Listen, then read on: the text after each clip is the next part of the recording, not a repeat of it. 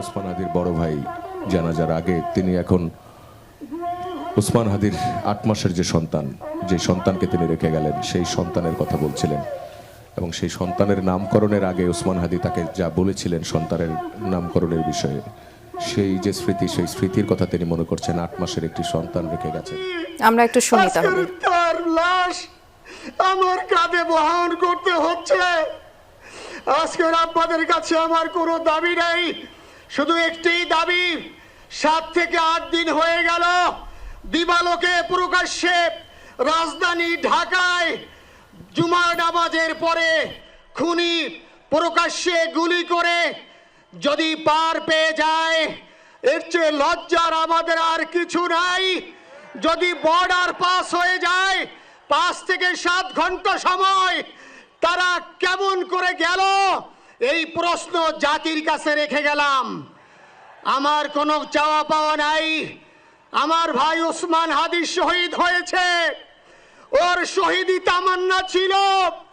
আপনারা ওর বক্তব্য শুনেছেন, আপনারা শহীদ ওসমান হাদির আমরা শুনছিলাম শরীফ ওসমান হাদির বড় ভাই বলছিলেন, তিনি কিছুক্ষণ আগে এটিও বলছিলেন শরীফ ওসমান হাদি এক শিশু সন্তান রেখে গেছেন এবং তার মনের ভাব প্রকাশ করছিলেন। সাফা, আপনি শুনছিলেন নিশ্চয়ই এর সঙ্গে তার যে কথা হয়েছে সেই কথাগুলো স্মৃতিরোমন্থন করছেন ওসমান হাদির বড় ভাই, আমরা দেখতে পাচ্ছি। এবং এখান থেকে এক ধরনের অনুপ্রেরণা, সেই অনুপ্রেরণের কথা বলছেন। এখন তিনি যেটি বলছেন সেটি হচ্ছে 7 দিন হয়ে গেল, এখনো পর্যন্ত চিহ্নিত করার পরও, যারা গুলি করলো তাদেরকে চিহ্নিত করার পরও তাদেরকে গ্রেপ্তার করা গেল।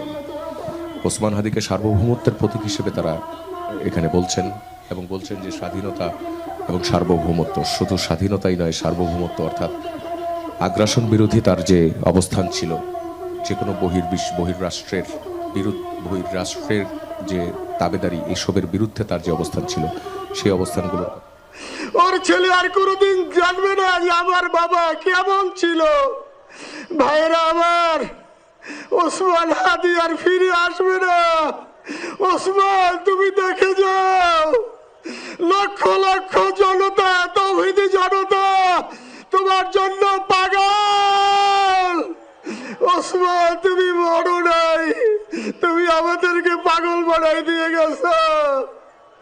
আল্লাহর কাছে আমরা সবাই দোয়া করি, আল্লাহ যেন আমার ভাই শহীদ শরীফ ওসমান হাদিকে জান্নাতুল ফিরদাউসের মেহমান হিসেবে কবুল করেন। আল্লাহ তাআলার কাছে দোয়া করছি, আয় আল্লাহ তাআলা, আমরা যারা বেঁচে আছি ঈমানের সাথে স্বাধীনতার সার্বভৌমত্ব রক্ষা করে তৌহিদের দ্বীপ বাংলাদেশকে যেন আমরা রক্ষা করতে পারি, সেই তৌফিক আল্লাহ তাআলা আমাদের নসিব করুন। আপনাদের সবার কাছে দোয়া চাচ্ছি। আমার মেজো ভাই ওমর ফারুক সাথে ছিল, ওর জন্য আপনারা দোয়া করবেন। আমার ছোট বোন মাসুমা অ্যাবনর্মাল হয়ে গেছে, তাকে চিকিৎসা করাচ্ছি, ডাক্তাররা বলছে অনেক বেশি সমস্যা। আমাদের পরিবারের জন্য একটু দোয়া করবেন।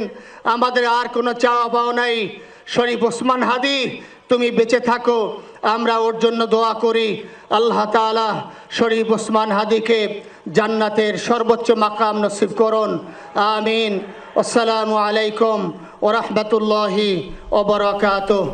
জানাজার নামাজ শুরু হইতেছে। 4 তাকবীরের ফরজে কিফায়া জানাজার নামাজ আমরা আদায় করব।